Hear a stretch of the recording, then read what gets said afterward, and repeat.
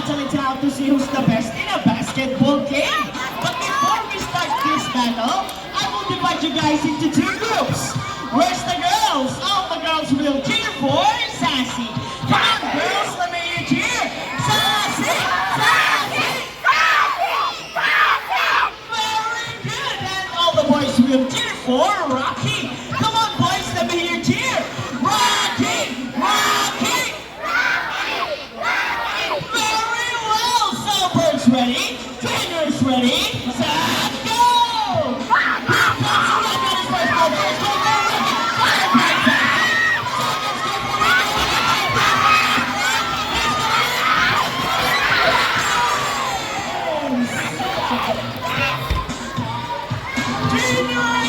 What can you say about that? You guys lose this time. Hold it, we want another race.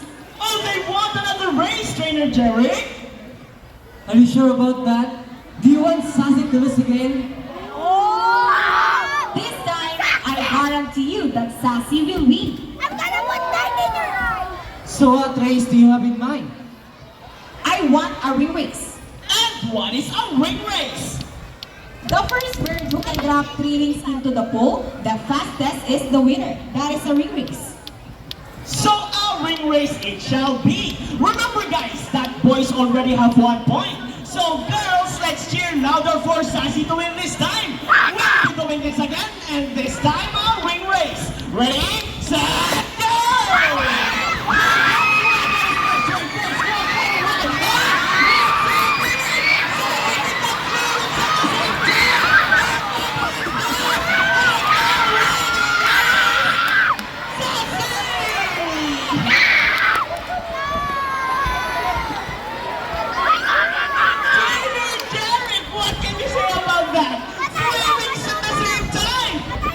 Hey, you guys cheated! Oh, he thinks you cheated! No, we didn't cheat. Sassy used her brain. Oh, is it true that girls are more intelligent than boys? Of course not! A round of applause for Sassy and Rocky with Trainer April and Trainer Jerry! Our next highlight bird was rescued by the ENR from illegal traders and was donated here in Manila Ocean Park. So without further ado, let us all welcome our Philippine hornbill. Here comes Jean!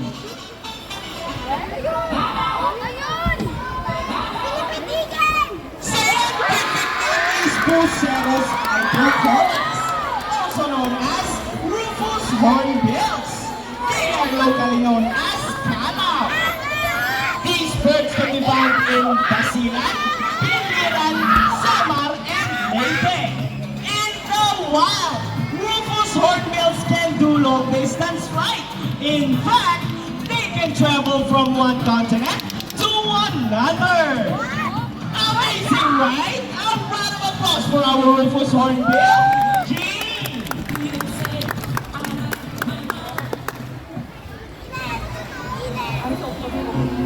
Now guys, who loves math? Everyone here knows addition, right? Because this next part of our program will leave most people baffled and amazed, even as trainers. Do you think birds can do math? Yes! Well, before we call in our mathematical wizard, I'll be needing 2 numbers between 1 to 15. Any numbers between 1 to 15? Alright, so the first number is number 10. How about the second number? Alright, so the second number is number 4. So the equation is 10 plus 4. Let's see if our mathematical wizard can solve this equation. But first, Trainer David will shuffle the numbers. Chance it will snow when you bet, and you end up in debt. Oh, try as you may, you just can't. Now let's call in our hybrid mako, Rocky!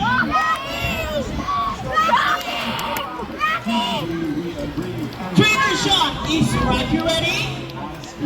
Go, Rocky! Solve the equation for us! And he gets the first number correct!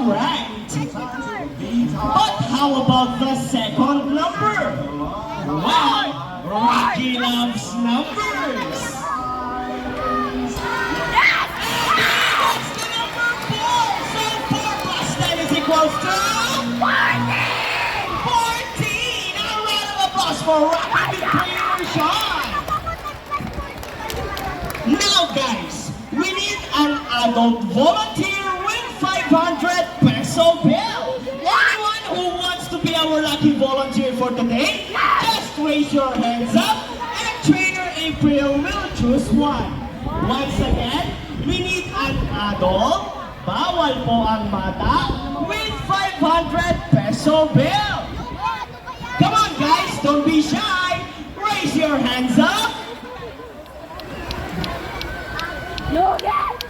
Alright, I think we got one.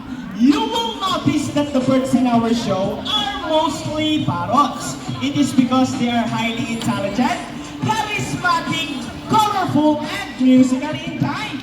They have a very good memory and can remember even the smallest details. Hi ma'am, good afternoon. Welcome to Manila Ocean Park. Ma'am, first off, what is your name? Kyla. A round of applause for our volunteer, Miss Kyla. Now ma'am, may I have your 500 peso bill?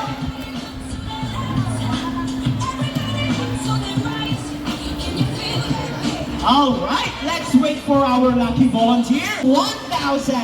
Now ma'am, all you have to do is stand here in front, facing this way, and extend your left arm just like this, as I put your money between your fingers.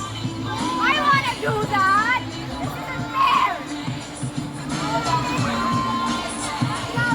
Now ma'am, do you have any idea what will happen next? I think so. Well, let's see. Now let's call in our money bird, Buddy. Buddy flies over. Oh, he gets the money and flies back.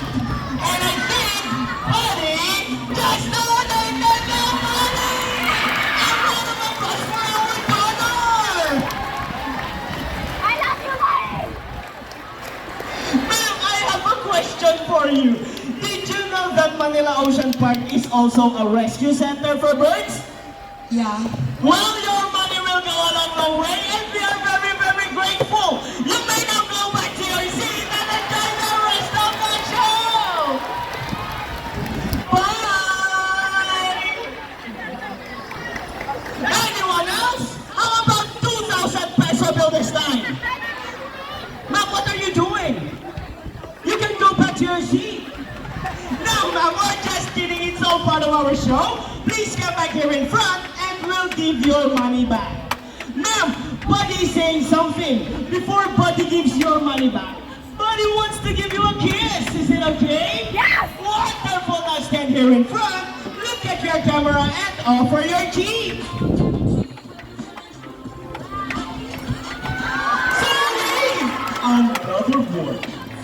How about on your hand? Just open your palm and look at the camera. Smile. And there is your money. A round of applause for our volunteer and Buddy. Ladies and gentlemen, now that you have seen our intelligent parrots and fantastic hornbill, we would like to show you another species of bird here in Manila Ocean Park. Birds of prey, or also known as raptors, hunt and feed by other animals. The term raptor came from the Latin word rapere, meaning to seize or to take by force. These birds are characterized by their keen vision that allows them to detect prey during flight. They also have powerful talons and beak. Ladies and gentlemen, please look to your left. Presenting our Philippine Eagle Owl, here comes home!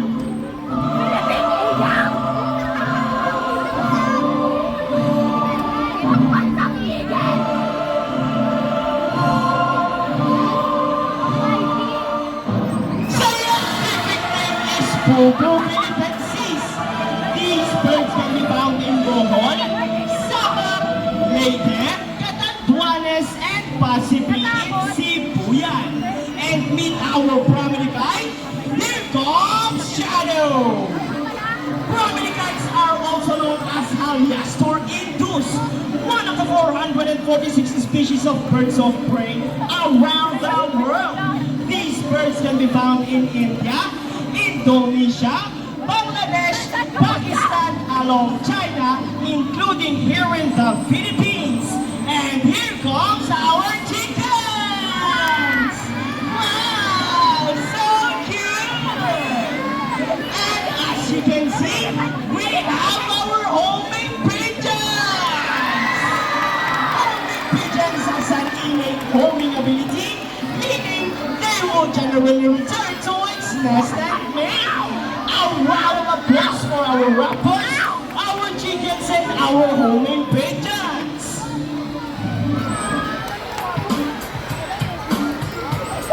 Here in Manila Ocean Park, we believe there is hope. We only not try to take care of our friends in the sea, but also in land and air as well. Now guys, who knows the 3 R's? It's reduce, reuse, and recycle. Very good. So here comes our lovely bird once again, and he will show us the proper waste disposal. Go, buddy.